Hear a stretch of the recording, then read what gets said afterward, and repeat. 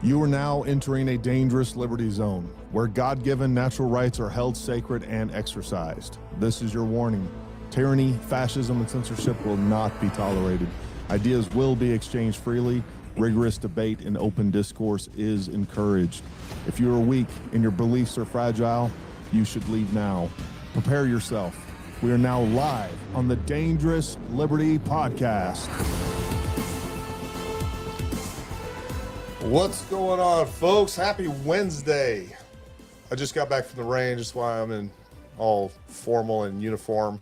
How's my hair? It's beautiful. Flowing. Hey, folks, thanks for showing up. We're going to have an awesome episode here. We'll introduce our special guest. Summer, how was your week? It was good. Chris, how was your week? So far, so good. Jason, Well, why are you so quiet back there? it's go. So maybe work all weekend. Nice. Yeah. Earned some money, got out and trained some people. Hey, Wait, we got to pay him? He got paid this time? No, he trained people. Well, he entertained I people. didn't know there was money involved. Yeah. Hey, folks, again, welcome to the Dangerous Liberty Podcast, where we know the only thing more dangerous than liberty is the lack thereof. Make sure you hit that like button, the subscribe button. Make sure you check out our full YouTube channel, as well as Facebook, Rumble. For those of our lost boys over on Rumble, we want to say hello to them. Let's go through the comments real quick before we bring Tony in and say hello to all our folks. We got Daryl Kramer over there, Jeff Hahn, John Esmond. John Esmond was first. He was good to go. Jason, good to see you guys. Willie, Alaska Andy, good to see you, Alaska Andy. I don't think I've seen you in the last couple episodes. So Yeah, it's been a little while. good to have you back. You got lost in Alaska. You got lost in light. He was attacked by a grizzly, by one of them brown Kodiak bears. Jeff Hahn, good to see you. Of course, we got Michael Henn, good to see you. Dan Alonzo, our main man on the web. Awesome, man. Good to see everybody, and we appreciate you. Jordan Titus, good to see you again, man. It's his third week in a row. Third week in a row. I like this handle Let's right keep here. the Simon streak says going. train. Well, that's Tony Simon. Oh, so there you go. There you go. I knew I liked Tony. Good to see Kyle's on here. Chris Kyle. Bishop, good to see you, man. Yeah. Chris, is this your first episode with us? I don't know, but he ordered the Matrix Pro recently with us in that Nice. in that orange color Awesome. That's going to be a sweet rifle. with the mag blocker. Lucky. With the what? With the mag blocker. With the mag blocker. Man, I am just a wealth of information. You want to block them. You don't want to. You need a mag blocker so you can't insert the mag. That's really I mean, important. like the I know what you're talking about. I got you. I'm just Whatever. tracking. I'm just giving you a hard time. whatever, Gary. Well, folks, we were lucky enough to bring Tony on, and go ahead and split screen Tony. First of all, I want to let you guys know, we first met Tony like 4 years ago. He was hobbobbing around the Great American Outdoor Show, came by our booth, introduced himself, and I've been following him ever since. But hopefully you guys, I plan on getting Tony up here. We'll do some training together, maybe do some events or something like that, because what he does is really near and dear to my heart, and he does such a great job with it. He's such a great ambassador for the Second Amendment, and is just able to really, again, cross all kinds of cultural, political divides. And he just does a great job with it. So make sure, number one, below this in the comments and in the link, I put links down to all of his social media stuff. Make sure you guys are following him. But I am going to turn this over to Tony. So Tony, if you will, take a minute to introduce yourself, let everybody know who you are, what you do, and let's go from there. All right. First of all, thanks for having me on. Yeah, has man. been years. It's cool. All right, let me launch into my almost elevator speech, mainly because you got to let people know where you're from. Sure. I was born and raised in Virginia, Halifax County. That's where I'm from. Joined the Corps at 17, did my time there, got out, moved to Jersey, and didn't realize what a horrible mistake that was until I walked into my first gun store. Oh, dude, I was ticked because I like surplus firearms. I like gun with a story behind it. So, my first gun, of course, listen, age is a mother. I got issued in 1911 in boot camp. So when I got out, the first thing I purchased for my, self was a 1911. Then I picked up a surplus this, surplus that. I get to Jersey, I go to the gun store. I forgot what it was, but I asked to see it. And the guy told me, "Do you have a firearms ID card?" What's that? Welcome to Oh, Jersey. well, yeah, he was like, you can't touch a gun without a firearms ID card. I'm like, one, What? I'm not trying to buy it. I just want to look at it and handle it. Yeah, you can't do that. I'm like, I can buy a long gun in any state in the union. Like, you can cross borders and do it. Not in New Jersey, you can't. So I found out that a firearms ID card, you needed to have background checks done. You need to have 2 references that were not related to you. Bunch of stuff. It wasn't that complicated, but it was a barrier because I just moved, so I didn't know anyone. So between when I moved up here and actually got my firearms ID card and purchased my first gun was like 20 years. So in the meantime, I did my stuff, and then I ran into another guy, became a friend of mine, and he became an NRA firearms instructor. Well, he convinced me to purchase my first gun, in Jersey. I got a Ruger 1022. I joined the range down at Fort Dix. I went down, and of course, being a competitive shooter in high school, air gun at 10 meters, and of course, being a Marine, I knew how to shoot. Yeah, I got there and embarrassed myself. I'm talking, you can't even call it a group when it's that big. Like they just kind of know each other. They wouldn't be a group. It was huge. You're summertime shooters. Some are here, some are there, right? Oh yeah, dude. When the 10-shot group is the size of an actual pizza box, it's not a group. So that was my very first time shooting, and my friend Sean became an NRA instructor, and he was like, "Hey, I'm hosting my very first classes. I need to fill it up. You want to come?" So I did. And I walked away from that class. I went to the range the next day, and the first group I shot, 10 rounds, 25 yards, you could cover with a thumb. Actually, it was the size of a postage stamp. And I was like, I want to make people feel like I'm feeling right now. So I dumped a crap load of money into it, and I became a firearms instructor, NRA certified rifle, pistol, shotgun, and RSO. And then Sandy Hook happened. And that's when New Jersey dropped. They said they had 76 bills, gun control bills, lined up the day after Sandy Hook. Yeah. They were going to accuracy by volume. They were just going to hit us with everything. So that's when I wrote my first letter and got involved in activism. And that letter actually went viral. We had 15,000 views on that. People were downloading and sending that letter in because that's what we put down. Sean and I took like 5 hours to write it. On that letter, Tony, where did you post that? We posted it. I just got on Facebook. And when you get on Facebook and you believe the Facebook bullcrap that it's actually a community. So I was on every gun forum, every gun page you can think about. If I thought about buying a gun, I joined that forum. You know what I mean? Mm-hmm. And I reposted that letter. Had to be on 60 groups. And what people did, we encouraged people to pick it up and use it for themselves. I was like, look, I'm nervous writing this letter. It took us hours to do it. Blatantly copy it if you want, or use it as a template, or write your legislators. Like get moving. Mm-hmm. So that was my first taste of advocacy, activism. And then from there, I went and testified. You can see it on my channel, my testimony. I was so nervous, I can't remember. I know I said my name. That's all I remember. And actually, I don't remember saying my name. I just know you had to. So that's how I got involved in advocacy. But the second time I testified, there were 200 of us, 200 pro-gun people, and I was the only Black one there that spoke. And I contacted the New Jersey Second Amendment organizations, and I was like, hey, we need to get minorities in here and to be politically active. Do you have a program for that? And they all said no. So my friend Sean was like, then I guess you're going to have to start one.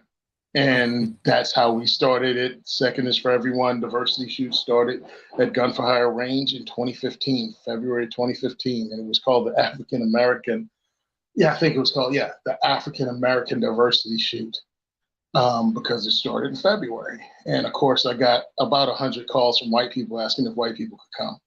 And I was like, it's for everyone. It's anybody can come.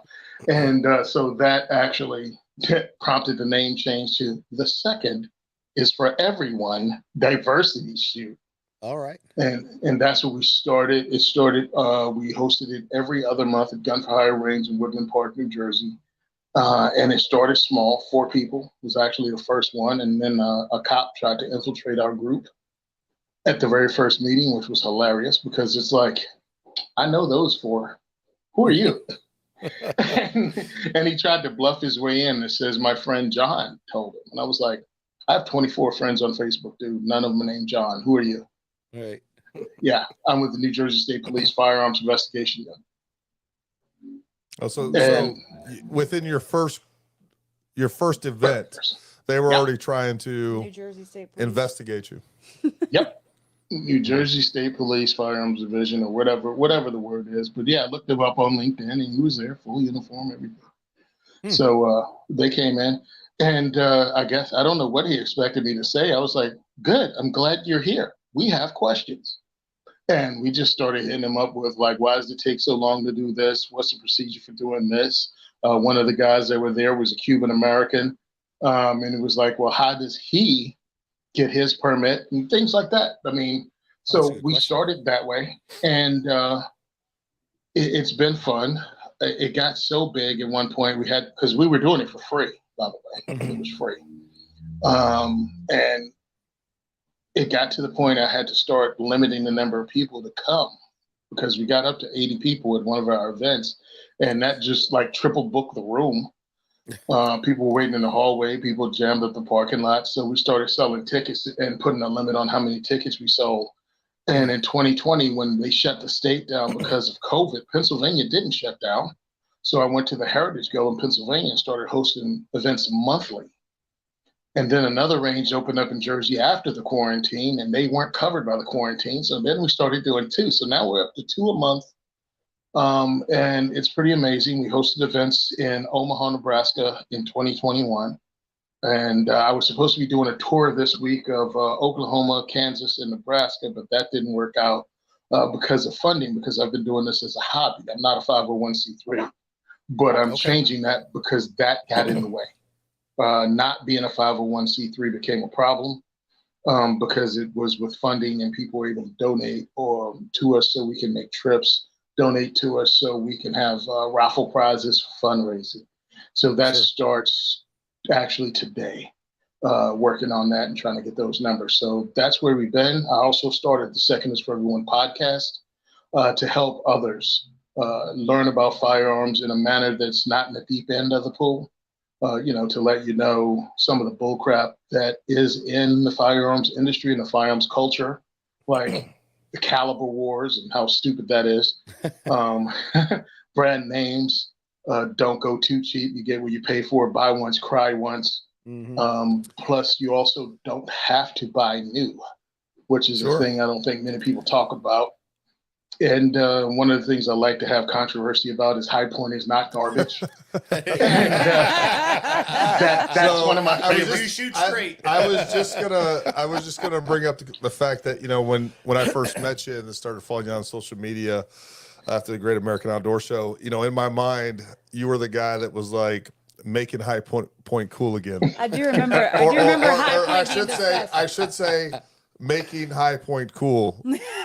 There you go. For the first time. I mean, she ain't a For the pretty first gun. time around. She ain't pretty. She ain't pretty.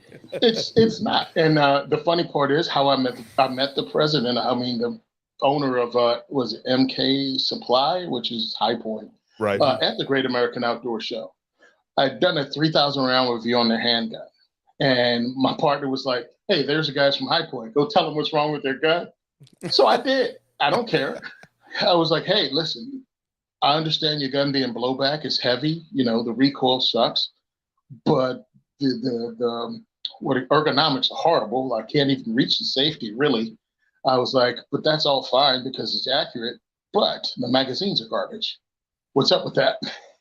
And he was like, "Yeah." And we had a conversation, and I was like, "But my favorite thing about your High Point, though, is it makes the internet hate me harder. It's the greatest troll bait ever." And he goes, "You want to make them hate you even more?" I was like, "Oh yeah." He reaches over and grabs some $100 bill hydro dip grips. It was like, "Put them on." So I was like, I was like, I can have these? He was like, yeah, keep them. I was like, you're not going to get in trouble with the owner or boss or anything. He was like, no, I'll be cool. So I walked off, right? And one of the other guys was at the other end, and he was like, you know who you were talking to? I'm like, no, one of your coworkers. He was like, it's the owner of the company. I was like, well, I guess he's not going to get in trouble for these grips then, huh? So that's our story. The podcast started up. I've been talking to people in the industry the entire time to try to get funding, and what they've done is donate uppers. Henry's donated rifles because Henry's out of Jersey. They definitely helped us out by donating some rifles. High Point has donated carbines to us, which is awesome. We've introduced people to firearms for the first time. We also introduced them to Second Amendment advocacy groups, because what we try to do is cut down on that time between when you first buy a gun and when you get involved in advocacy, because that needs to be a minimum now, because women, minorities, LGBTQ, all that are purchasing guns now faster, and we need them on the forefront of the politics to be the face of this, because they pretty much figured out a way to cancel men. White men have been able to be canceled by the gun control movement. Well, everybody else, not so much. So when I can get an Asian up there, when I can get an LGBT person up there, when I can get someone black to speak, what are you going to call me, a racist? Even though that's the new tag, and I've been called a racist since 2014. At my very first protest, I got called a Nazi, which was awesome. I was blown away by it. I was like, wow, look, Ma, I made it. Guy thought he was going to drive by and scream out as we were carrying signs that you're all Nazis. And I was like, even me? And he was like, ugh. And then the light turned red and he was stuck at the light with us. Even better. Oh, dude. So we just stopped and looked at him and started goofing on him, and he wouldn't make eye contact. He just sat there with the steering wheel looking straight ahead with a death grip. It was great. Mistakes were made. Yes, but I regret nothing. But I'm really ticked because the Nazis and the white supremacists did not give me my white sale coupon, because Memorial Day just passed and I wanted to get some sheets from Macy's. So I missed that. I gotta be honest with you, Tony. You're missing out on a lot of privilege. Oh my God! I'm just saying, dude. I don't have my white privilege card because I'm thinking it has to be a call-in. I'll send you mine. I don't think mine's working. Well, Gary's a redhead. You don't want Well, that. You don't want that. We're Well, the- you got no soul, We're the so- soulless gingers. Yeah, no. I'm not even considered a white person. Just the day walker. Translucent. Yeah, Translucent. you're more.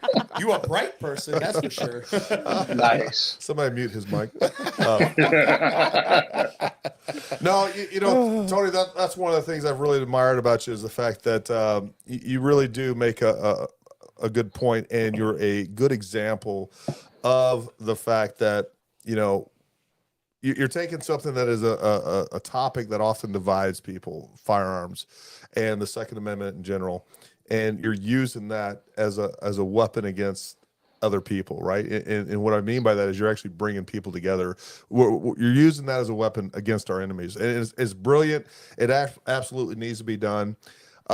Within any community, of course, you know, we're all tribal. And just like you said, you know, when we look at, you know, I think Colin Noir and several others have done, you know, kind of the stereotypical gun guys, right? There's the tactical guys, there's the FUDs, there's whatever you want to call it. And we end up just dividing our efforts, right? And like you said, not only are you bringing together the gun, you know, the people that are pro gun, but also, you know, bridging those gaps, because you're absolutely right. We need everybody on our team that we absolutely can.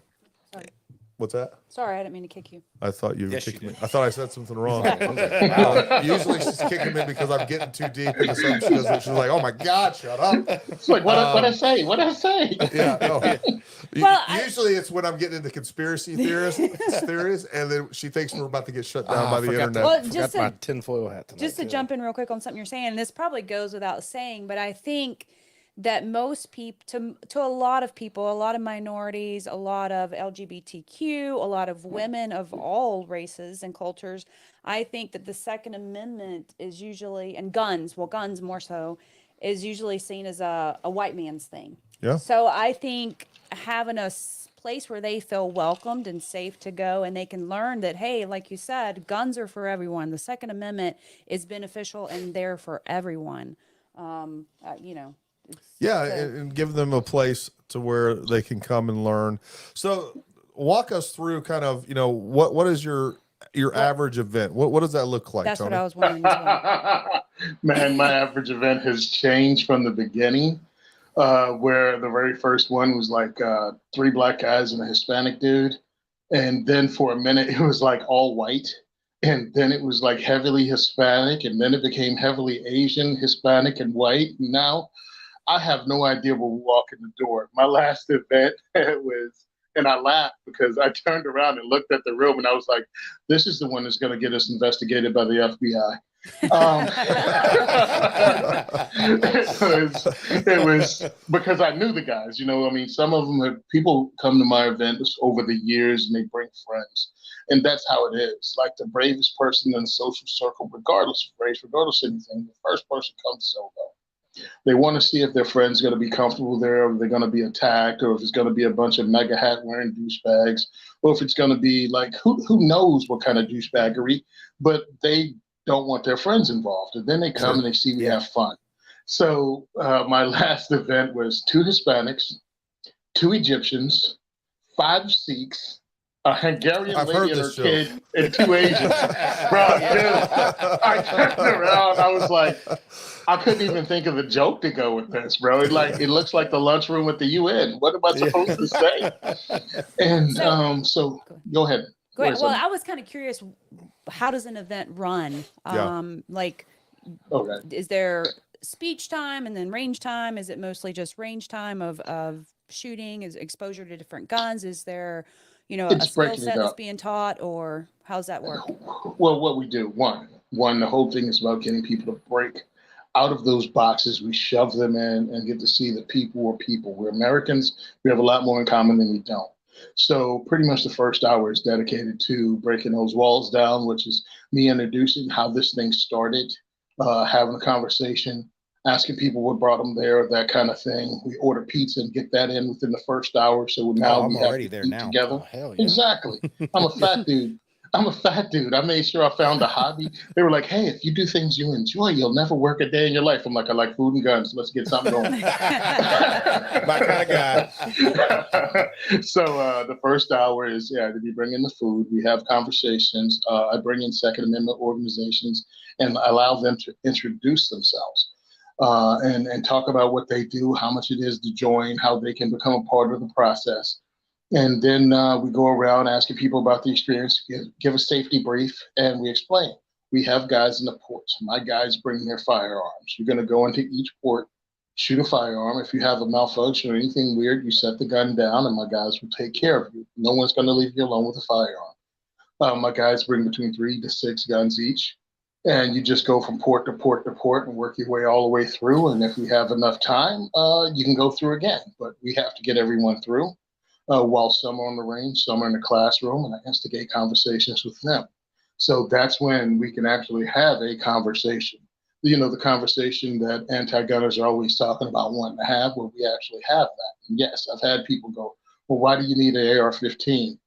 Meanwhile, they don't know what an AR-15 is. So we get them on the line and we have them shoot it. And I was like, that's an AR. That's an AK. That's a friggin' M1A1, which they're not even looking at. And I was like, which one is the M1A1? The loud one that made you pee yourself a little. It was like, you saw the difference in the size of the rounds. So we take them through that and allow people to see that they've been lied to. We talk about the real numbers. We talk about the crime rates, because people like to point out the red states with the slackest gun laws. And I was like, let's not look at the states, look at the cities. Because that's where the crime is. And then when you break it down there, they go, what do you mean? And I was like, people playing with numbers. People play with numbers. Statistics don't lie. But lie, what is it? I forgot the Mark Twain saying, but it's like, People will manipulate numbers to make it look like they want. But here's the truth. If you really cared about gun violence deaths, which is kind of crazy because you don't care about bat violence deaths or foot violence deaths. Mm-hmm. But let's talk about gun violence deaths using your ridiculous term. Mass shootings are less than 1%. I'm like, why don't they concentrate on the over 60% of suicides? Because guess what the firearms community does? Firearms community has an organization called Hold My Guns, ran by a friend of mine. And that's if you have an issue, FFLs will take your firearms from you, excuse me, not take them from you, but allow you to leave your guns there until you get through whatever you're going through, and you don't have to involve law enforcement. Walk the Talk America are some more friends of mine that allow you to take a mental health quiz anonymously on their website and hooks you up with mental health care that is not anti-gun. I'm like, that's what the firearms community is doing. So you tell me, what are the anti-gunners talking about when they talking about that? I said, the closest they get is red flag laws, that they can come and take your firearms away without you ever having to face your accuser, without you getting a chance to defend yourself. They just take your guns away from you, but leave you loose. So if I'm that much of a danger, I'm a danger with gasoline. I'm a danger with a hatchet. I'm a danger with anything. Why did you just grab my guns? Oh, yeah, because it's a gun grab. So when I start explaining things like that, when we talk it out one-on-one as grassroots advocacy, they start to understand. And I'm not trying to change you into a pro-gun or cold dead hands type person today.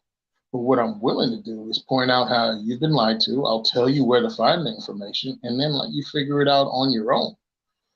Because you're only going to hate me if I attack your core values. So I want to give you time enough to check it out yourself and ask yourself a question. Why aren't they telling you the whole truth? Because I am. Because you don't believe what I'm saying. You're going to check everything I told you. And I'm like, how come you don't give that kind of scrutiny to the news you have faith in, you know? So that's my whole thing. We have that conversation off the range. As far as teaching a skill set, no, this is not a training class. This is a fun class to get you to pew for the first time. And I've learned a lot of lessons. Like I used to think people would have to start off on 22s, like, you know, so they wouldn't be frightened. Nah, people can start off on a Glock 19 and not be frightened. You just need a good instructor. I used to think don't go too heavy in the caliber because, you know, it'll scare people to frighten people away. Well, incident that happened at Gun for Hire Range, he had a 50 cal Barrett on the line that you could actually rent and shoot. And he left it on the line because people go, ooh, what's that? And then it was $20 a round to shoot it. Yeah. Well, I had my guys on the range. We took up 6 ports. This thing was in the 7th or 8th port. So my guys were all shooting. I was like, all right, guys, you know, keep them running through. I'll go to the classroom and do my half. And I was coming back and I heard this boom.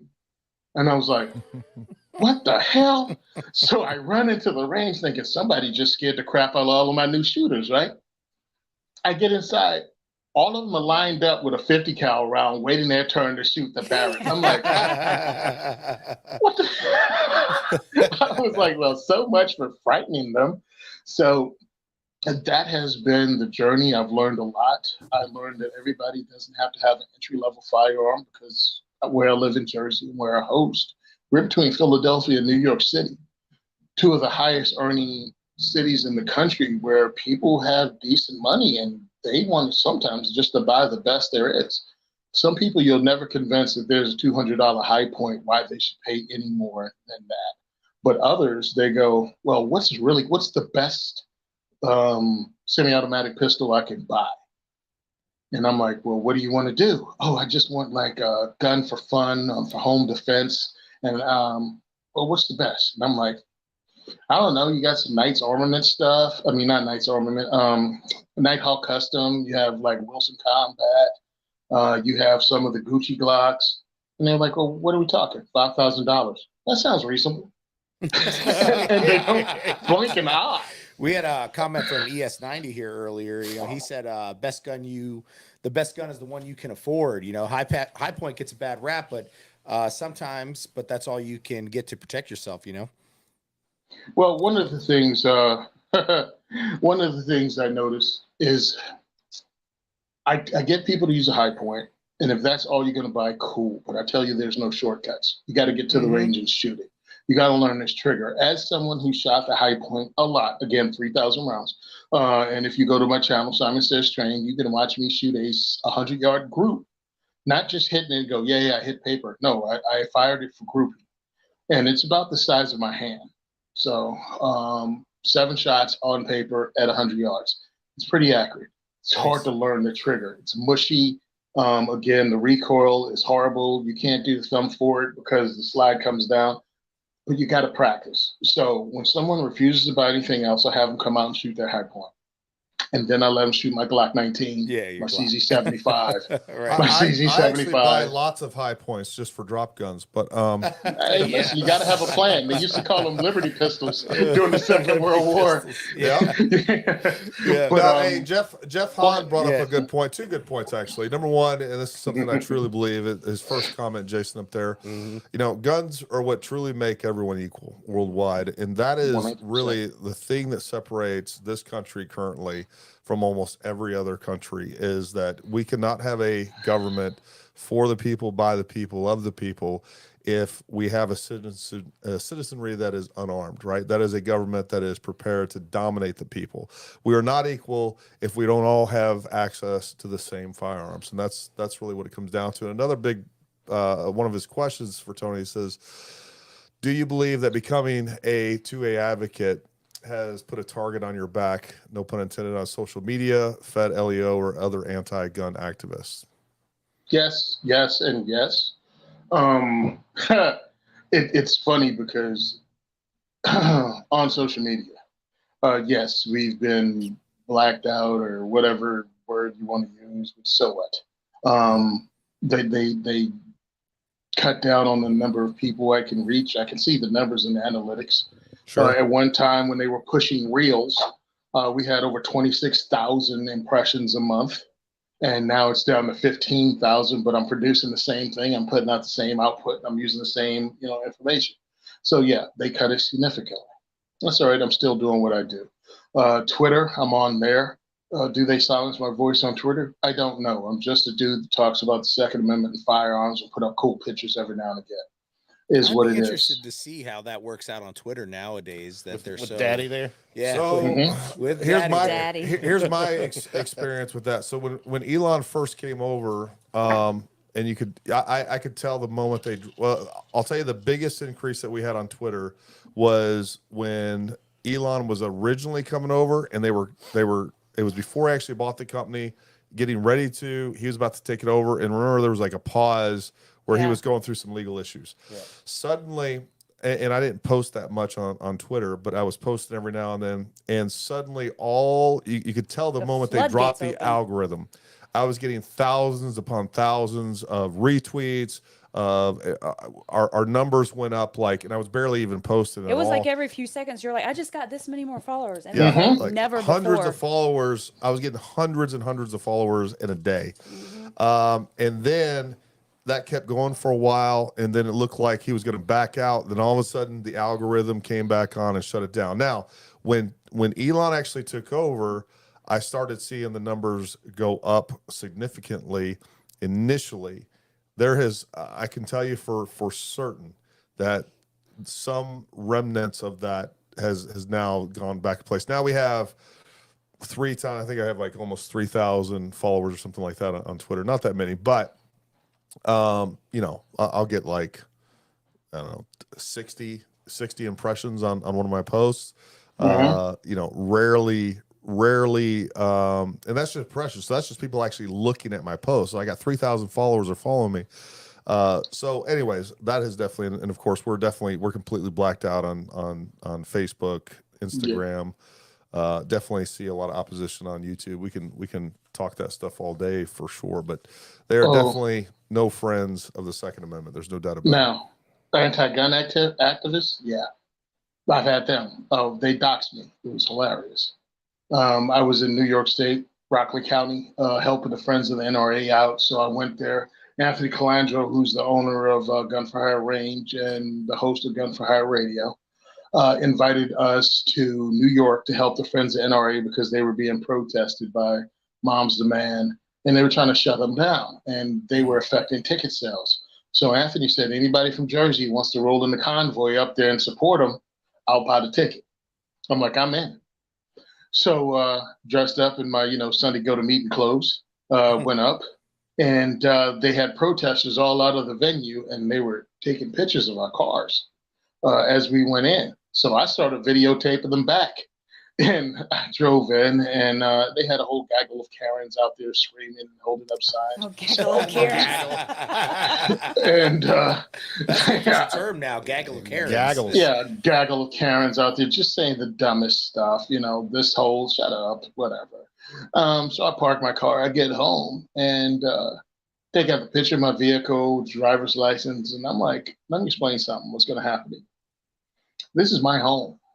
If you're going to drive across state lines from upstate New York to New Jersey to harass me, you went a long way to die for no reason. But hey, it is what it is. I mean, it ain't going to work out like you thought. And then, of course, yes, the very first event when law enforcement was at my very first event. And through the years, we've seen them come in and out. A person that says they never shot a gun before. And then all of a sudden, when they have a slide lock, they automatically do a reload, or when they have, like some kind of malfunction, they clear it themselves, and they like, oh, you never shot a gun before, Chief. It's easy to figure out, because they let their egos get away from them. So we've had, as my boys say, we had some glowies show up at our events. A couple of them I was able to pick out because of the way they act, because of my regular job over for the Department of Corrections. I'm also a firearms instructor, and I've taken certain law enforcement classes, and I work with law enforcement in my regular job. So there's a language, there's a way you carry yourself, and some of these people give themselves away. And I don't care. Come to my events. You're not going to find me doing anything but telling you what's in the Constitution and what you have a right to. That's fantastic. Yeah, the issue is number one, though, the problem that I have with that is, A, they don't have probable cause. Number two, there's a lot of other things they should be and could be doing more productive with those resources.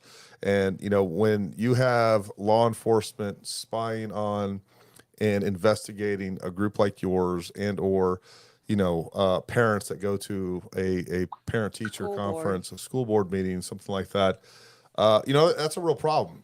That means we're getting into police state territory, and that really concerns me. And that it's an issue. And I would have the exact same attitude that you have with that, but it's an indicator of a larger problem. Very much so. Oh, very much so, because they want to catch me out there. They want me saying something that they could say is subversive. And I'm like, no. The Constitution pretty much saying what you people doing is hot garbage, and you need to go. Yeah. Honestly, one of the biggest things going on, is that being a New York native myself, right? You notice his New York accent came on a little extra strong right there. Yeah, we DJ'd that in right there. All of a sudden, I never left Jersey. all of a sudden, suddenly. So I lived in New York, right? Anyway, the biggest problem up there, I think a lot of time is ignorance, right? You got a big problem. It's not like living down here where everyone grows up around guns. So being up there doing these diversity shoots is fantastic, because the more you can bring people in up there, the better it is for everyone, because that's really where everything is, the ignorance up there on what a gun is. You don't see them, you don't grow up around them, right? The only people that have them, you learn are criminals, right? That's what it is. Being from Virginia, I didn't even know. I didn't touch a gun until I joined the military. Yeah, and even then, he still don't like he barely knows it there. He still doesn't like him. Jeff Hahn over here in New York there at anti-gunner. Look what Jason said. Does Tony know that Jason hates guns? Nice. This is a running joke here, Tony. So Tony, I know Jason's my best friend back there, and he's actually a former SF guy. You wouldn't know by the way he talks sometimes, but we went to the Q course together, so we met each other many moons ago. But Jason still has some of those vestiges of anti-gunner New York. New York. Very thick. Weird. Like, oh, well, it's not a Well- big deal if if the government doesn't want you to have guns, you probably should have Why do you guns. need them? Just to kind Yeah, of what- touch on something Jason touched on as far as Tucked on. ignorance or Jason talking again? yeah. Yeah, well, That saw him was have a a Freudian phone in his slip. hand. We just snorted right up in there. That wasn't me that Nice. snorted. Okay. That was somebody else that snorted. Anyway, The other person to my left? you're gonna die tonight. We're both gonna be Anyway, talking, Jason. I forgot what I was gonna say now. I'm sorry, baby. You can hear Jay said pouring his Jason? Bud Light out. Something No, Jason oh touched on. yeah. So he talked about ignorance or being not brought up around guns or being told that guns are bad or evil. We had someone at the course this past weekend, Asian woman. oh that yeah. she was brought up that guns are bad, not familiar with guns at all, and she's just finally learning later in life how much fun it is, Guns are and fun. why guns are important, and finally getting trained. And she just had a blast this past weekend, She did. literally. And she had a What blast I'm- because Jay was who there. helped her? Probably Jay. Nice. He's the What same I try to do is to make the event fun. Like, make Yeah. the event fun. Absolutely. Way too many of us, when we talk about Second Amendment advocacy, are way too serious, and I don't Sure. even want to hang out with you.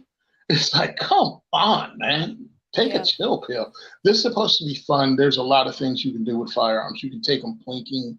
You can shoot competition. I've been shooting surplus Celebratory rifle fire. competitions. Desk Of course, pops. desk pops, Yeah. firing in the air for no reason whatsoever with two blasts off the balcony with a shotgun. All kinds of things that make sense. Just taking them and throwing them in random trash cans behind malls. I mean, you can have all kinds of fun with guns. That's what the high point It's like is. an Easter egg. No, I'm talking about when you hang out with the Bidens. Yeah. So just random trash cans. Sounds like a but, Thursday with Hunter. yeah. Let's do some blow, hide some guns. Yeah. But what I'm trying to do is make people see that there are other things you can do. So my partner and I created something called the Minuteman Challenge a few years ago, which was using the Dead Man's Hand training cards from RE Factor Tactical. We got the training cards and it has drills on them. We got their targets, and we invited people to the range. And each week that we'd have an event, we'd have a different firearm. So this week might be pistol caliber carbines. Next week might be 22s that require you to use an action like bolt action, lever action, or pump action. We wanted people to get their guns out of their closet, come out and have like a fun competition. And it turned out really well because people loved getting involved in it, and it turned into something really big. But a lot of things happened and we couldn't keep it going. But it was a fun event, and that's what I'm planning on bringing back after the diversity shoots, which is the introduction, introduce you to Second Amendment advocates, but I also want to get some kind of competitive thing going to introduce people to competitive shooting.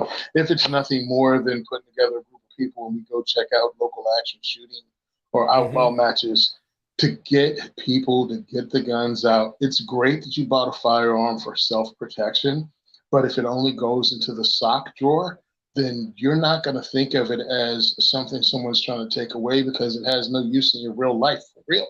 Right. That's only when you hear a bump in the night is the only time you think about it. No, one, that's dangerous. Two, I want you to start using this thing so you can feel when they come to take it away from you. You know what I mean? It means something. Yeah. So that's why I want people involved in competitive shooting. If it's nothing more than shooting PCCs, if it's coming out and shooting at my military action competitions, or even 22s. But come out, shoot, meet gun people, get better at the martial art of self-defense with a firearm. I think that's important.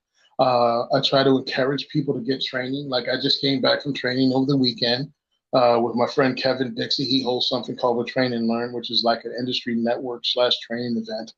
I've taken training with Chris Costa. I've taken training with Rob Pincus. It's important to get out there because of the networking you do with other gun guys, and you meet people from the area with common interests, and you discover, holy crap, this guy's a doctor.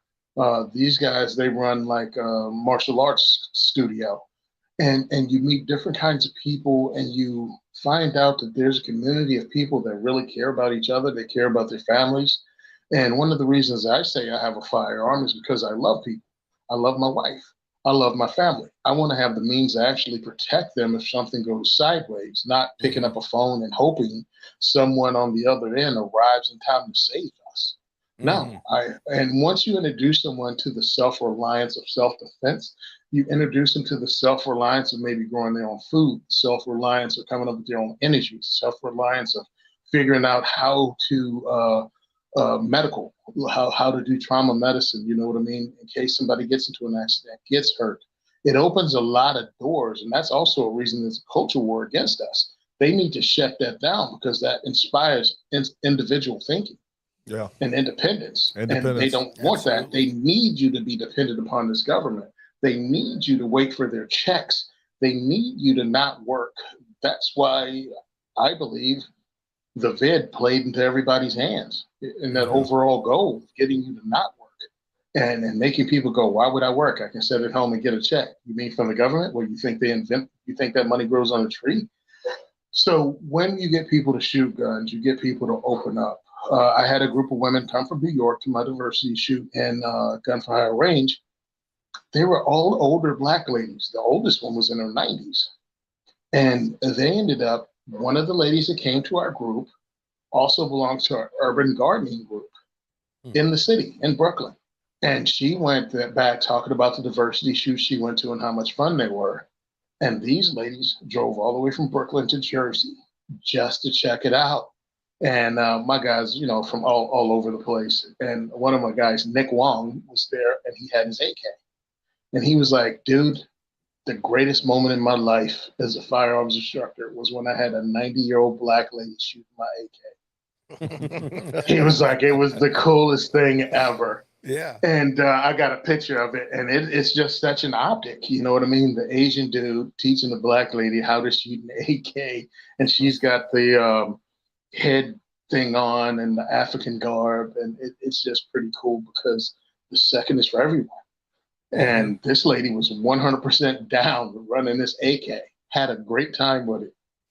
I'm like, wow, that is weird. That's great. Yeah, you know, just like we talked a little bit when we were talking on the phone, so we definitely need to get you down here and hold a big event out at the facility and where we can do, you know, really do some of that stuff on a really large scale. But I'd love to plan something with you and, you know, branch you out down here to where we're doing some more. I would like us to do a better job at that and making sure that we're doing outreach programs for everyone, for young, old, absolutely, making sure that people of all walks of life know that, you know, the Second Amendment community welcomes them, that Paramount Tactical welcomes them. I think you're right. I think that's I think that is a door and a bridge to that where we can really find some common ground where there isn't much left anymore, right? When it comes to general politics in general, but not only can we find common ground on that, but it will definitely bring some of those folks to be able to see the world through our eyes a little bit differently and be persuasive, as opposed to just using the normal talking points and the arguments that both sides kind of. The normal talking points, they suck. They suck because 100%. They're not work convincing with everyone. They don't work. Yep, it's not persuasive. When we talk about diversity, we're not just talking skin color. We're talking perception. We're talking how they live their lives.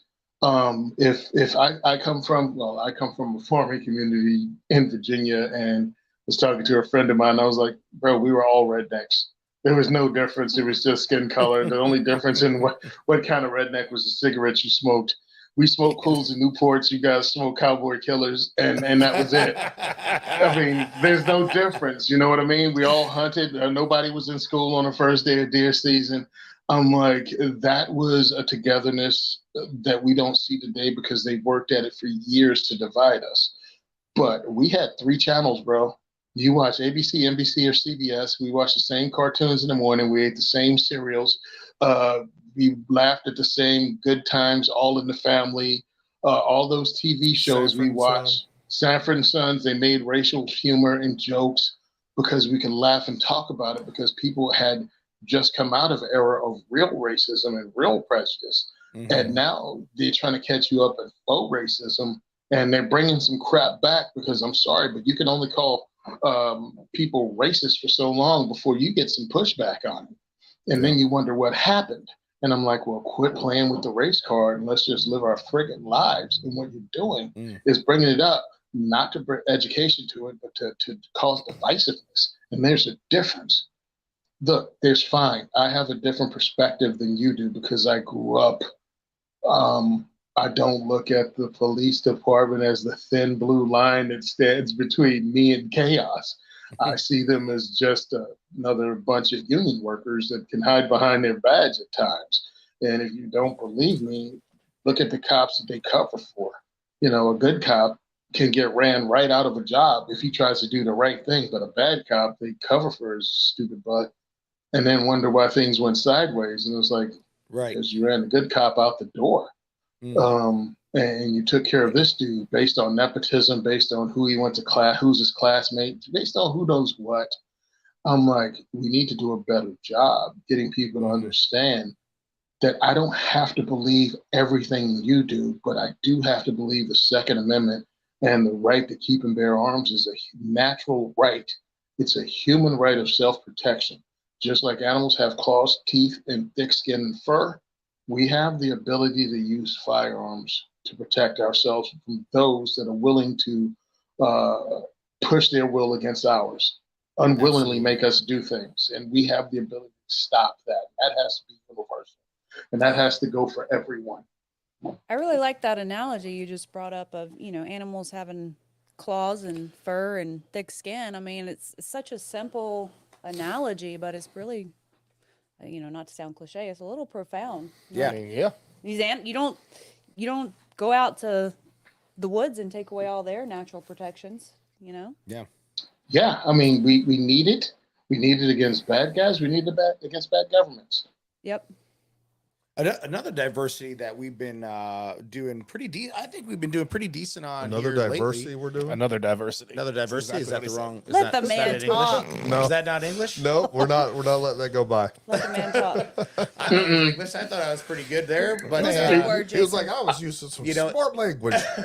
Like, I use big words. I'm from New York. I use big words. New York. What so you I was walking down a diversity the other day. Sorry, Jason. Go ahead. but is the gender topic, right? Like, you know, getting women involved in this. That's another big thing too. Is women? I think a lot of women are so bringing back one of the ladies that came to the range this weekend. You know, and we see it time and time again. Is women? They have this. I guess if you try to get them to come to the range, I guess, you know, they always, well, we talked about this a few times, Gary, they always want, oh, can we get an all women's class together, right? But because when- of their preconceived notions. yeah, preconceived notions, right? Perception Of of egos, what it's gonna be like. right? Guys, you Serious. know, yeah, testosterone. It's going to be right? serious stuff. You know, that's another barrier that needs to be broken too. Is women in general. And the woman I mentioned earlier, she Wait, came. hold on. No, there we go. The other barrier that needs to be broken is women in general. Yes, today's know drink of The other choice, barrier folks, in is general tequila. Hey, So woman, having I'm a- breaking you. Having a good time over here. Oh man. I had to wear my knee-high boots. The woman I mentioned sir. earlier, she came up to me several times at the range this weekend. I was just, this is so much fun. I didn't think it was going to be this fun. This is wonderful. This is great. I can't wait to do this again. You know, it's just. Well, this is about how serious that we are on the range too. Like we get real training done, but we have fun, and you know, Jay and I talk shit to each other pretty much all day, and I think that between that and us also giving the students a little bit of a razzing from time to time, and then them being able to do it back to us time again. to time. It's all about. Well, you were You don't- special. I say if you don't listen, it'll be the whole time. You were special. You were special. Of course. That's what my But mom no, says. you know, this is a fun event. And it's supposed to be fun, and I think that is one thing that really makes sure that we get our clients, and then we keep them coming back, is because we do. We make sure we have fun. We have professional instructors teaching with real world experience. So it's a good mix of real training, But again, I think we definitely keep it a little bit more fun than And make most sure you put places. that comment up there, Jay. What was Simon says train. Make sure everybody can read that. Jason Jason uses uses words as well as Steve Hawkins uses his legs. May he rest in I'm peace. glad that you noticed that. So saw the him diversity laughing of after he shutting wrote it. down women. The diversity of He's shutting over there down giggling women. while he's typing it out. Yeah. Oh, dude, I'm like, okay, you got to come up with a reference everybody knows. Right after this, though, Jason will be like, "Hey, man, Who's Stephen who's Hawking? Stephen Oh Hawking?" yeah. I see his phone. He's googling It's it. the bird guy, right? See, listen. It's the bird guy. It's That's the the bird dude that guy? invented Yeah. the other Yes, diversity. it is the bird guy. Discovered hawks, I believe. Yes. He did. He invented peanut butter. Yeah. Yeah, he was an African American inventor that invented peanut butter. That's right. That's right. Yeah, Turned yeah. into dynamite. You're welcome. Your Black Oh, History man. Month That's moment, actually Stephen the Hawking. character that JJ from Good Times was based on. Yeah, 100%. Google So it. let's talk a little bit about too. Let's talk about what you've been doing. You know, we've kind of touched on it, but I like to get more direct into it. You know, just getting the African American community more involved in firearms. Number one, why do you think that there are less African Americans kind of predisposed to the use of firearms, and why Or do you less exposed throughout their life. As they're, well. they're less Okay. exposed throughout their life, but I think from even a cultural standpoint, Tony, that you could probably touch on a little bit better than definitely Summer could. I was just saying. I know my question was, why are they less No, I exposed know. I'm throughout just their joking. life? Oh, no. One, Again. one, I'm never going to try to speak for all Black people. Let's go ahead and get that right out there. Sure. Yeah, it never happened. No, But I can I'm talk talking from my about just an experience. observation from a Yeah. community standpoint. Now, I'm talking from my experience because, again, born and raised in Southern Virginia. So there's a different attitude there than there is up here in Jersey. And it's really sad when you look at it and like, oh my goodness, bro. In Virginia, you go into Walmart, they got shotgun shells, shotgun ammo openly on the shelf in the sporting goods section. You can put it in your basket and walk up and buy it. In Jersey, you won't even find it in the store. And back when you could go into a Dick's Sporting Goods when they used to sell it, you would need a special card. They would ask you what kind of ammo you wanted. They put it in a box and lock the box and take it to the front of the store where you would pay for it, and they would unlock it and allow you to leave the store with it from the front, like it was like the football carried by the president with the nuclear codes in it. Yeah, I got a funny story about that. I was in New York, and I had never bought ammo in New York ever, right? And never bought ammo there ever. Went to go take my cousins to the range, and we were taking them into Connecticut. And I went to go buy some ammo in the store there. I think it was either Walmart or Dick's or something like that at the time. And they said, "Do you have your permit?" And I said, "You need a permit for ammo? I'm not buying a gun." And they said, "No, you need a permit." And I was like, "What?" So I had to pull out. I had LE creds, so I was like, "Okay, well, does this work?" And they were like, "Oh yeah, that's fine." And I said, "Okay, right." And but I had no idea that I was like, you needed a permit just for ammo up there. It was ridiculous. You have a different culture. You have a different culture in the It was a urban. true story. We needed Summer. the crickets. Yeah, it really sucks because it's a different culture. And when you have a Yes. culture like that, it doesn't promote common use of a firearm. It throws barriers up. So you add that to the point that history is horribly done in public schools, like learning about Malcolm X, learning about Black Panthers, learning about armed resistance to attacks upon Black people. Didn't really learn that. Guns are bad and we shouldn't have guns because that'll get the police to kill you. Well, there's a whole lot of Black people alive because they were armed against the Klan. They were armed against racists. They were armed to stop them from wiping them out. Understand, we're two grandmothers away from what was called the Red Summer, 1919, 1920, 1921, where a lot of all Black cities were burned to the ground. You can find a fictional version of that in something called Rosewood, which they burned that down. I think Rosewood was in Florida. They chased the people down. They burned the city, the town to the ground. We also had Black Wall Street, which was a part of Tulsa, Oklahoma, called Greenwood. That was attacked, and they were actually bombing them from the air with gasoline bombs, and thousands of people were killed. I actually have that in my stories on Simon Says Train when the police went up against black soldiers back in the day. So we're 2 grandmothers away from that. Don't act like that didn't happen, but most people don't know that history because our American history in school is whitewashed garbage. And it sucks because we should be able to learn from history and the mistakes we made. This is America. We've come a really long way, a lot faster than any European country that always has something to say about our Second Amendment. I'm like, shut up. We went from being a very small backwater country to being a world power in less time than you people have, like, what you call it, a ruling family in charge. Sure. Like we've done all of this. We've gone from slave owners to a black president. I don't want to hear about what you think about the Second Amendment because, well, we're totally different. We have 370 million people in this country. We have people from every country represented well in this country, and a lot of percentages that you're all white, European country. Everybody speaks the same language, has the same religion. Don't try to compare you to us. We have, I don't even know how many cities, because the magic number usually when we have gang violence and a lot of social violence, I guess you'll call it, is like 225 to 250,000. That's usually the tipping point in the population of a city. We have a crap load of those, and most European countries don't. So if you want to start comparing apples to apples, you can't. We're awesome. You suck. We've been to the moon. You blow. But I mean, really, when you're comparing us, don't. And also, when you're talking about this garbage gun violence death thing, we're the only country in the world that includes suicides in that number. So, of course, the number is skewed. So if you leave that out, we're no longer number one in death, however the heck you want to play with the numbers. We're like 150.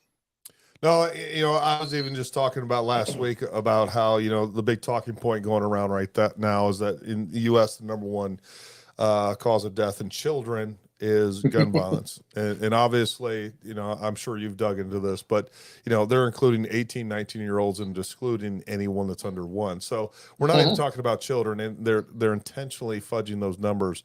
And even when you start breaking it down even further, there's definitely other things that are killing children at much greater numbers than gun violence in general. But fentanyl in itself, right? Well, fentanyl, not among children. Well, if you're including 18, 19-year-olds right in this factor. If you did that, I don't know. I mean, we're basically pushing over 100,000 deaths, close to 100,000 deaths a year on drug overdoses. Sure. And that includes fentanyl and many other things. Yeah. But the fact of the matter is, it comes down to the fact that people need to realize that it's not about saving lives. It's all about taking guns, because just like you said, the moment that we take guns, now we can impose greater restrictions on the American people without any sort of pushback. And ultimately, I think there is there's definitely people in the political class, in the elites, that ultimately want to be able to control with quite the iron fist the American population. And people need to wake up to that. And the only thing, one of the primary drivers of that resistance, or being able to do that in general, is the fact that, there's a large portion of the American populace that has guns. And we're not going to go down without a fight. And going back to what you said about other countries, I see that same thing all the time on our YouTube comments from Europe. And I'm the same way. It's like, shut up, man. You've been ruled by kings and queens. You've been bound down. You've come from a life of serfdom. That's what your generation comes from. Our family, what we Americans stood for, is the fact that we threw off the chains of any sort of monarchy. We're self-governed. That's who we are.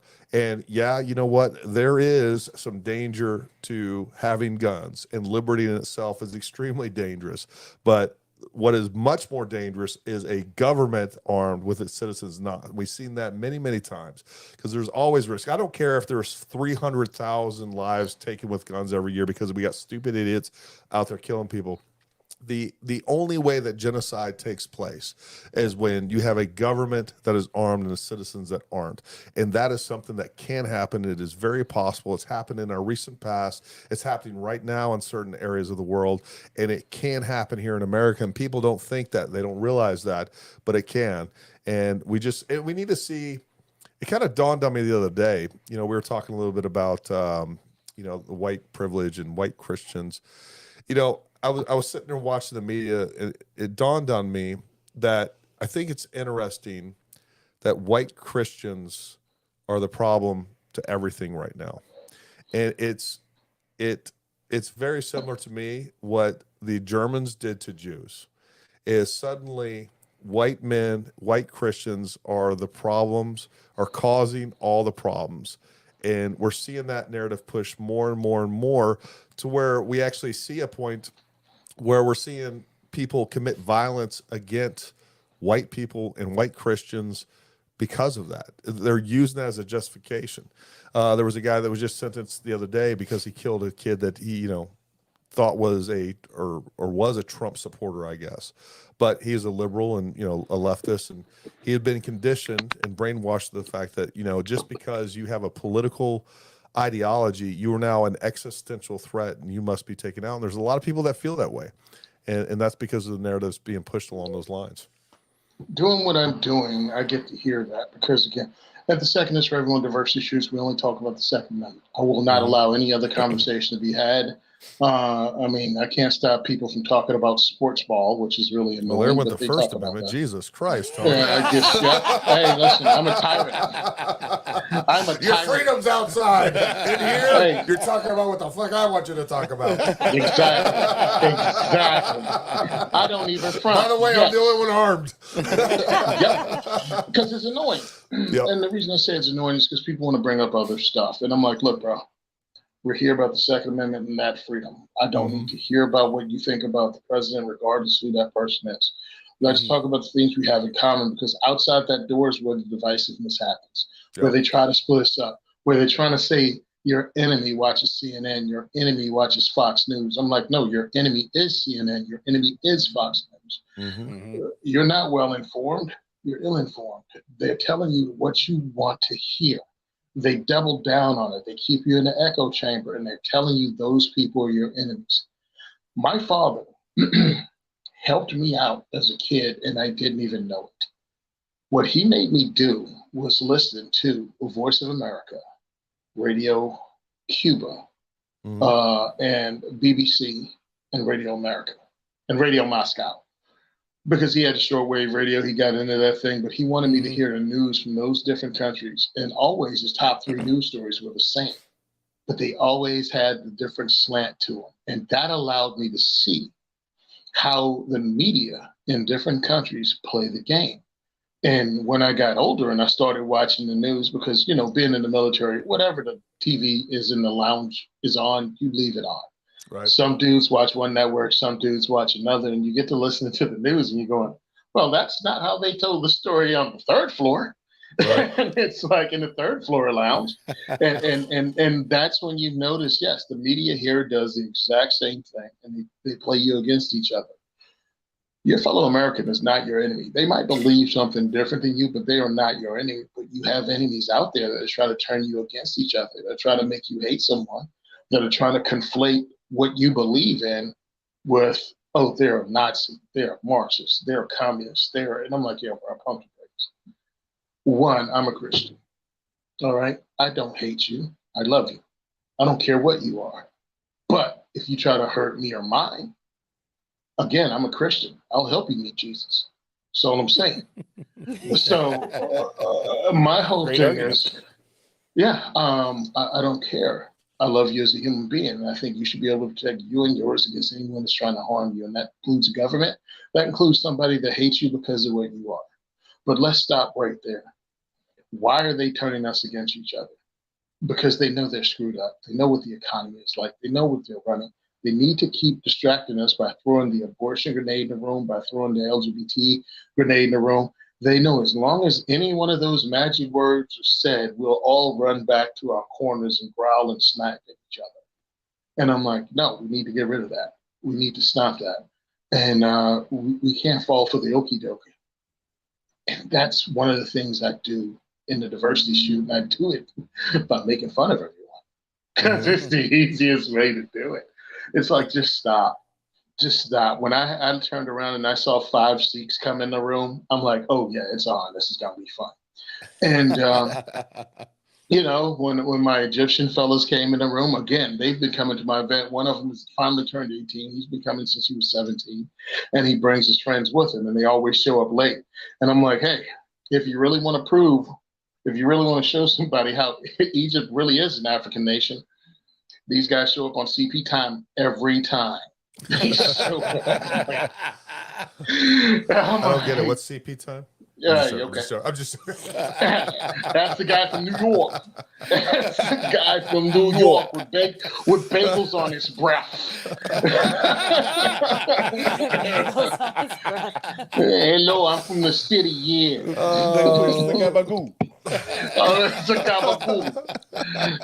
Leave I the can gun, see his take the pinky ring cannoli. glowing from here. To be honest with you, shining.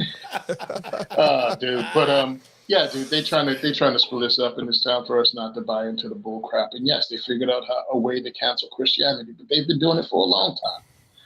You know, you're old-fashioned if you believe this. So you're old-fashioned if you hold on to these. Oh, you think you're better than people because you have, like, those are your morals. Those aren't my morals. And I'm like, yes, because you don't have it. I'm like, well, you have to build a foundation upon something. I don't even care what religion it is, but at least if it's a foundation, Sure. you have something to stand on. But if it's just how you feel, well, that's why you're confused. That's why you're adrift. That's why people believe in weird things, because the last thing they want to believe in is an organized religion. I'm like, well, your organized religion has caused a bunch of death and disorder and everything else, but it's also done a lot of good. And I'm like, why don't everybody ever talk about that?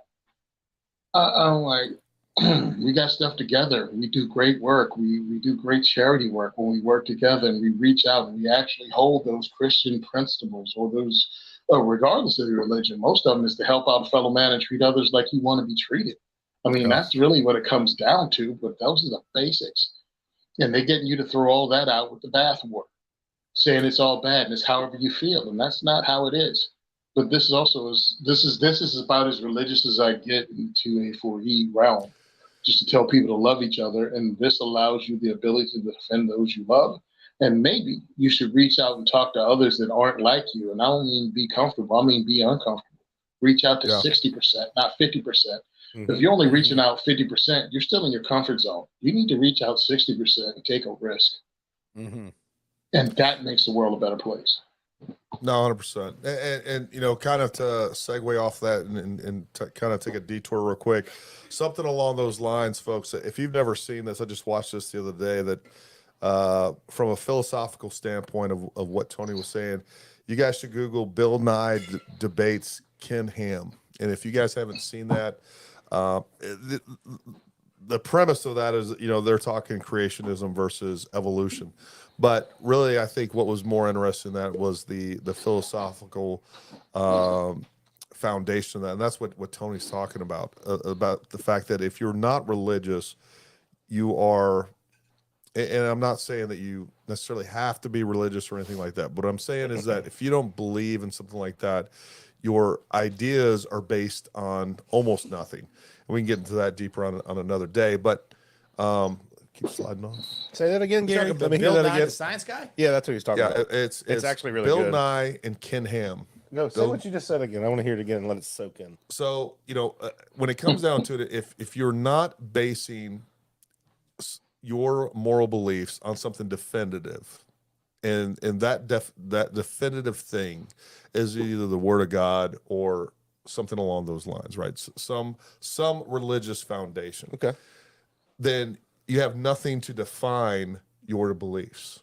You're pulling concepts out of the air, and because we have God that says, you know, something's right, something's wrong, this is right, this is wrong, and sometimes we're given a why, and sometimes we're not. Because if you don't have that moral, then anything's okay. Yeah. And if it isn't, then why is it not? Because it's a creation of your own mind. Mm-hmm. So that's a fair point. we're kind of, again, I don't want to go That's too a far off rabbit hole. subject. It's definitely It a is, rabbit it hole. is, it is a rabbit hole. But We might find Alice down that I'm one. picking up what you're putting down. Okay. but Smell what you're stepping again, in. it is definitely, it's definitely, I found that, again, I found that fascinating, that debate, both from a science versus creationism, and also Ken Hand does a good job of talking about, look, creationism ultimately is science. You know, they try to take, I mean, there's genuine mainstream scientists that are creationists, and to try to separate those two things. So anyways, kind of off topic a little bit, but I hear what you're saying, Tony, and I appreciate that point. And But that here's is, a great point, man. We can have conversations. We used to be able to have a lot more when we weren't online. yeah, And Oh, that, yeah. I think that is one of the greatest downfalls, is because they figured out a way to manipulate us through that instead of just being able to have those conversations. So that's why, and I'm going to not blow my own horn, but point out what makes this a success, is we can have those conversations in person. They've Sure. not yet just derailed us to that point that we can't be in the same room. And when you come to a diversity shoot, we can speak, we can talk. We do not have to fight. Do not put words in my mouth. This is what I said. Oh, if you believe this, then you believe that. Hold on. You never asked me what I believe. So let's stop with that. I believe that you have freedoms, and freedoms are dangerous. And I believe we all want the same thing. We don't want active shooters in our schools.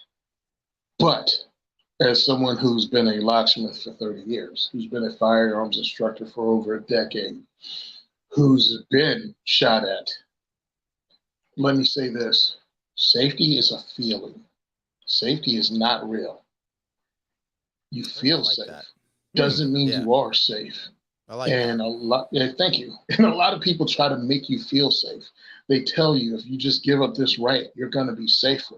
And I'm like, this is the same government that can't stop the mass shooters. This is the same government that had the police in Uvalde there failing continually. This is the same people that every time there's a mass shooting, the FBI says, oh, he was on my radar. This is the same government that has over 1 million people on the terrorist watch list. Let me explain. FBI should never be in a school board meeting when you have 1 million people on the terrorist watch list. 100%. All of you should be exhausted from working overtime, getting those 1 million people off of the terrorist watch list. Yeah. So yes, the government has effed up, and we the people have to make sure they don't take our rights away, because they cannot save us. And actually they need us to continually having people die and get shot in these numbers. When they ask how many more children have to die, I'm thinking they just want us to give them a number. like that's a threat, because they keep doing it. It's a genuine question, is what it is. Yeah, They really want to know, hey, 1999 where do we need to be to convince you guys? Yeah, how many dead bodies How do we big need? We does the just wanna pile know. need to be? Because in and, 1999, and that's the thing. And again, the only solution their little pea brains can come up with is we need to remove the rights of hundreds of millions of Americans, as opposed to some school security. Maybe we apply the same physical security standards to school that we do every single government building on the face of this planet. Maybe we actually, have armed guards, and that isn't, there's so many other options even outside of putting armed guards out there. And so you don't know that we have a 501c3, Archangel Counter Threat Solutions, and that's what we do. Nice. And so I started that after the mass shooting in Texas, something branch. I can't think. I'm having a brain fart right now. the white side of a church. Yes. Yep. So that's right. The church shooting. Yep. The church shooting there. And I was like, you know what? So, and that's what I did for the government. We did security awareness, situational awareness, overall security, travel security for when people are traveling overseas, basically overall threat mitigation. And, there's so many things that you can do from from a passive standpoint, much less an active standpoint. There are security protocols that you can implement in churches and schools that not only enhance security, actually make the daily functions and what people want to achieve on a daily basis throughout daily operations easier, But the only answer they ever come up with is we got to take guns. We got to take guns. We got to take guns. Well, It's almost insane. And I know the point's been made a billion times, but if they take away gun rights or pass laws, anti-gun laws, it's only applicable to the people who abide by the laws. Yep. You know, like a criminal by nature, by definition, does not abide by the law. So they're still going to go on the black market. They're going to get what they want, and they're going to go do what they intend to do. Yeah. I've stopped using the term law-abiding citizen because I'm done with it. They've proven to us that they can pass a law in the middle of the night that violates our rights and turns you into a felon. Exactly. It's out the window. I can't pay attention to you anymore. The law of the land is brewing. Brewing is the law of the land, and anybody that's violating it, if it was not a law in 1780s, it ain't a law now. And that should be what everybody goes on. I don't need a carry permit. I don't need a permission from the. That's what we should be. And we all have to suffer under this bullcrap. I like the fact that you do that. I'm a locksmith by trade. I did my first security assessment in 1999 for the South Brunswick school system after the Columbine shooting. They had us go through every school. I actually had me go through every school. I wrote everyone up.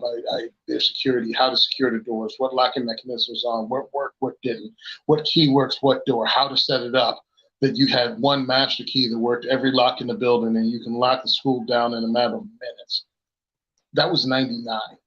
Tell me in the interceding, I don't even want to think about how many years since 99 it's been. But since that time, how come every school hasn't had that done? How come every school isn't locked down? How come every school doesn't limit the number of doors people can come in? And it's like, because they need these deaths to happen. They do, 100%. They need it.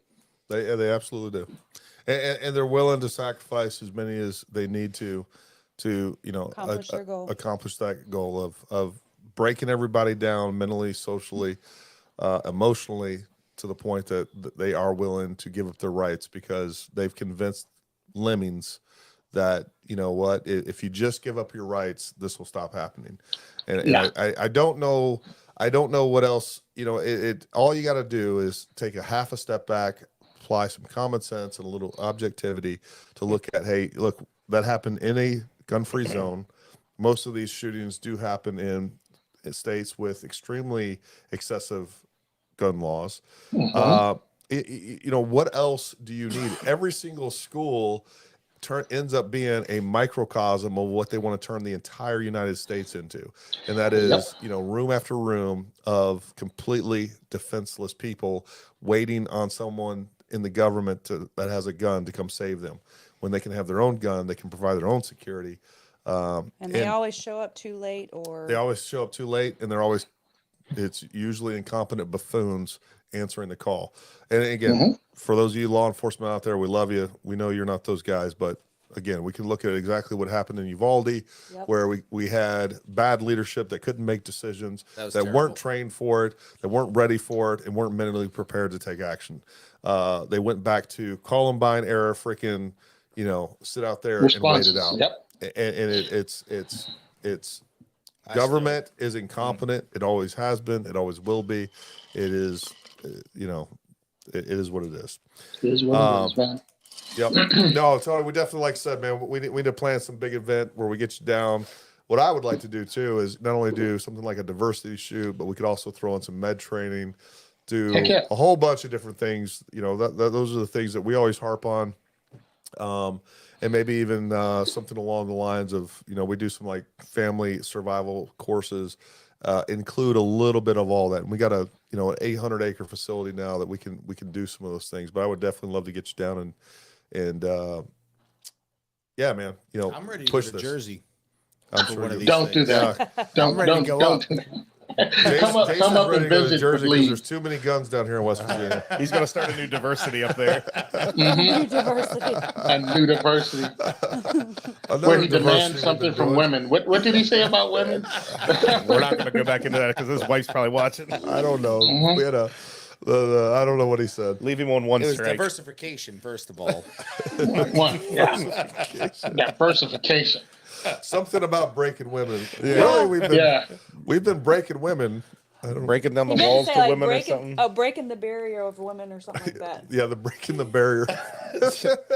I'm like, I said breaking diversity. yeah. Of No. women or something. Yeah. No, the He just diversity slipped thing it. was another comment. Yeah, He just we've been slipped into breaking his through human the streak. diversity, and we've been turning it into a completely non-diverse. That's what you said. Something Yeah. along those lines. It's the same thing. Something. It's all right. He turned it into The human good thing about this, trafficking. Jason, is it's recorded. You can go back and watch it and figure out exactly what you said. I don't know, Yeah. I know what I said in my mind. I know what my mind said.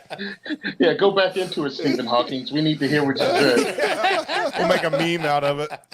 Oh dear God! Oh yeah, dude. I Tony, hate this when is my what they keep me around for, by the way. what entertainment purposes. Yeah. 100%, 100%. Yeah, that's why my wife keeps me around. Sounds like a common thing. Women are easily entertained by stupid dudes. What can I say? Especially when they get a little some of this. Oh my God. Mhm. Oh, Little bit God. of That's this. stomach's upset. You God. Yeah. You've almost made people You know have what? an epileptic seizure. I've been with that meaning one. to, Tony. I need to order one of your Gun Bunny bubble bath shirts. I've been meaning to get one of those. Oh man. Dude, that. You ever do something and you know when you're doing it, you're like, this is a bad idea. This is a very bad idea. At least Well, six I'm times I'm pretty a sure day. Gary's felt that way quite often before. Yeah, that Oh, that's yeah. at least once a day. No Say, problem. look at that haircut. Yeah, dude. Wow. Oh, I didn't even see him with the hat on. When you go on to diversityshoot.com, you'll see a T-shirt there. It says, Tony Simon says hello from the planet Lovetron. So I came back, I was in NRA in, I think, 2016, whenever it was in Indianapolis before this last time. And again, doing the secondist for everyone. I go to every booth. I'll give them my card. I try to get sponsorship. So I'm exhausted. It's 12 and a half acres. My feet hurt. My back hurt. You know how all that walking on that concrete does. Mm-hmm. And I came back to the room. Also, I'm a lightweight when it comes to alcohol. I barely drink. So I get back to the room and I ask my wife for some ibuprofen and we make a rum and coke. So I take the ibuprofen and I just bang down an entire rum and coke. And she goes, hey, you know, the bathtub is also a jacuzzi. Really? She was like, yeah, fill it with hot water, you know, and get in it and soak. So I go in, I squirt, what do you call it, body wash into the thing, like, because again, I'm one drink into bad decision making. So turn the thing on, it foams up like hugely, like cartoonish, like, I'm like, oh, let me turn this off. And then I go in the room and make another one, rum and coke, and I go in and I jump in the tub. And everything's feeling good. And then I was like, you know what would be funny if I take a picture of myself in the hot tub and post it on IG. That was the wrong talking. I'll never regret that. So I take the glasses off, I take the photo, it goes up on IG, and it goes nuts through the friends, and it goes around. So the next day when I wake up and I look at it and see it's gone, you know, a little bit viral because this is the gun community and I am a dude. So it's only going to go so viral. So I started calling myself the largest pound for pound gun bunny in America. It's just funny. Well, a friend of mine saw it and was And like, also, dude. by the way, folks, this is OnlyFans handle. If you could look that up. Yeah, if you look it up, it's OnlyFans. Let me know because funding is funding. $20 is $20.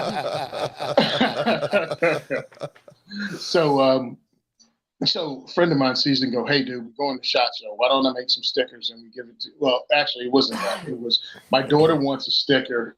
My wife wants to put a sticker of you in the bubble bath on a what do you call those drink coolers that the kids use? You know, because they're huge now, right?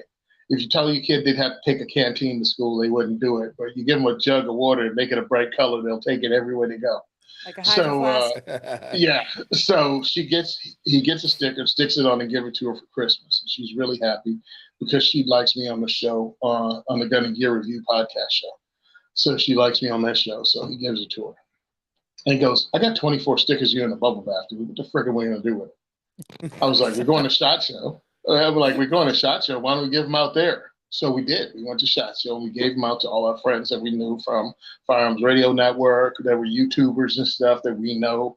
And I took a picture with each of them. Well, Aaron Paulette from Pink Pistols, which is the largest LGBT Second Amendment advocacy group in the country. She reaches out to me and goes, Tony, I'd like to make a T-shirt with you on it, and we split the funds between our two groups. And she went and started that on T Republic, and it took off. And so those funds have been split between our two groups since 2019. And then awesome. John Crump came to me and went, hey, dude, what if we make a patch with you in a bubble bath? And we sell it to raise funds.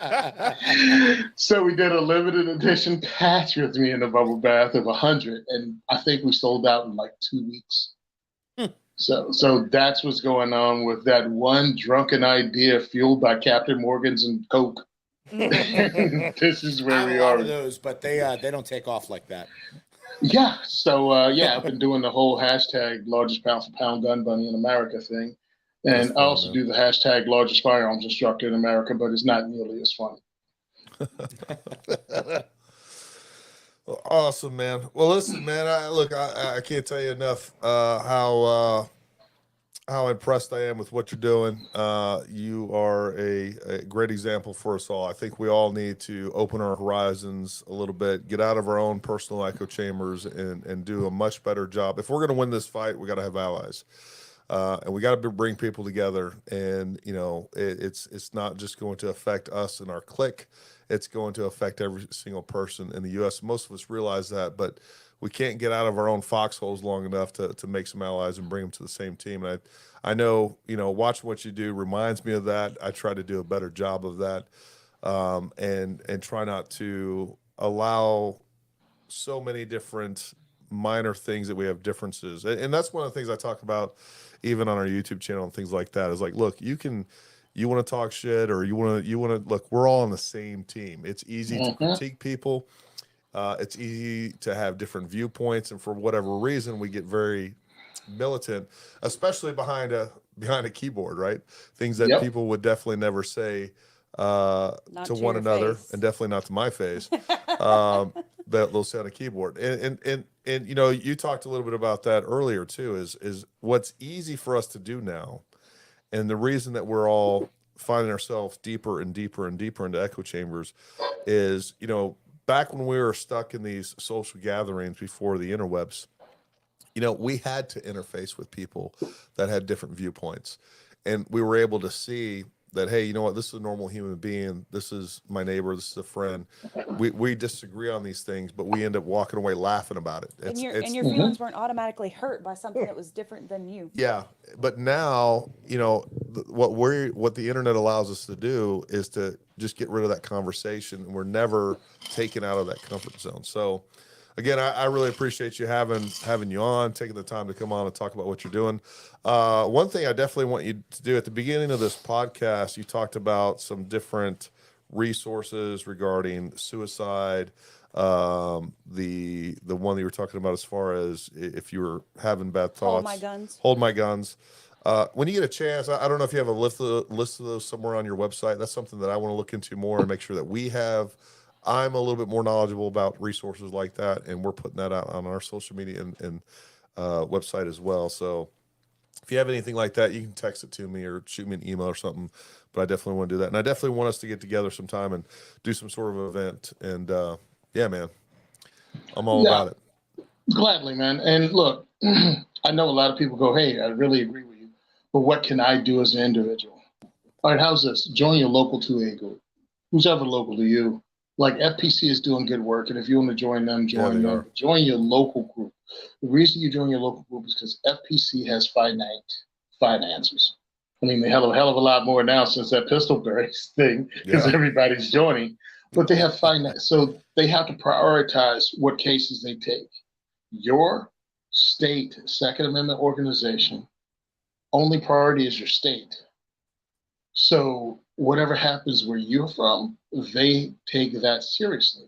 You need to be involved in that because all politics are local. The way they're making all these moves is they're hitting state after state individually because they can't do it on a federal level. So us as gun owners have to join those state groups, finance those state groups, and keep an eye on legislation coming down. You need to talk to your legislator now. Don't wait until a mass shooting when mom's demand is blowing up his phone.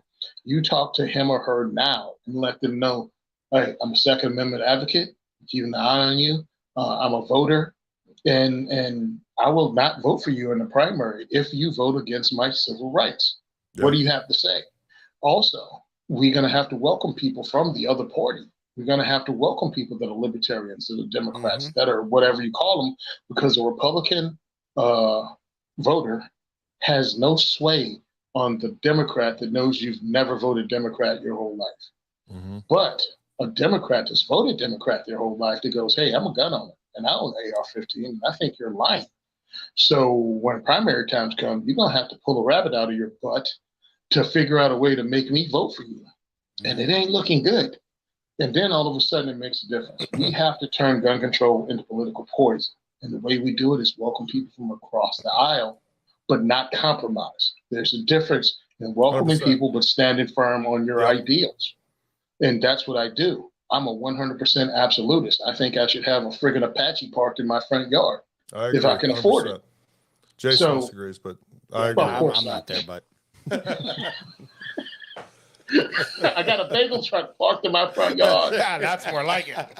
I got connections, but I don't even know what a New York food is. I guess I don't know. Cass's Deli. He don't either. He's been gone for so long. I mean, pizza.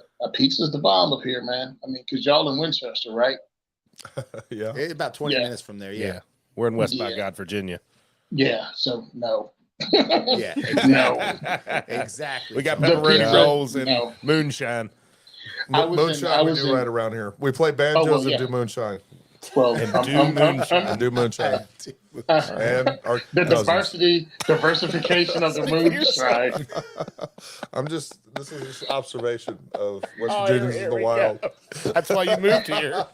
And by the Nice. way, Daryl, there I won't be felt like I 40 was million felons out there. You just have to remove it off the buttstock, right? And Good then to do go. what with Just it? take it off. Or you just pretend you're an American and keep it on and tell them to fuck off. Oh, that's 2 F's in one night. Yeah. Went from PG-13 I went, to I R did, tonight. yeah. wanted to keep You know what? doing I'm this sorry, because- folks. I shouldn't use the F word on the show. Great. This is a family friendly show. PG-13. You get me fired up, Gary. I'm all.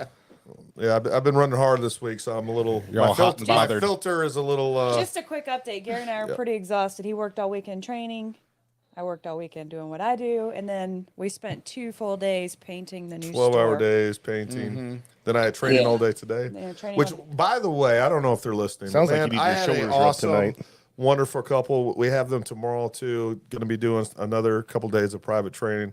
Just a great Nice. time. If you guys, anyways, that's one of the things we do quite regularly is private training. I don't advertise it that much because it takes a lot of time. But it's worth it. But I just want to express my gratitude to them, especially if they're listening. What a great time with those folks. We had a good time were training awesome. all day today. Just had a lot of fun joking around with each other. It was a good time. Well, listen, I'm not going to belabor the point. Tony, listen, we really appreciate you coming on. Hang out for just a second after we cut off of here. But folks, most importantly, we appreciate all of you showing up every week. Our Lost Boys on Rumble, who often don't get as much attention as they deserve, we appreciate your support. Folks, continue to move away from YouTube and over to Rumble. They're not a friend of our Second Amendment or our First Amendment. So And Rumble, update your stuff so that we can see their Yes, comments in Rumble- StreamYard. And Rumble, update your stuff, get better, continue to get better. Yeah. Because right now you're still a little clunky, but we appreciate the fact that you don't seem to be censoring nearly as much as YouTube does. Yep. But anyways, folks, we're going to see you next Wednesday. For those of you who haven't seen it, you still got time to sign up for our high performance evasive driving course this weekend. We have gotten several more signups. So we appreciate that, but that is going to be a fun, exciting time. Lots of other courses coming up. Make sure you go check out our courses, check out our YouTube channel. We want you to come train with us, more importantly. So make sure you all have a great time. We'll see you next Wednesday. And until next time, stay armed, stay ready. We'll talk to you soon.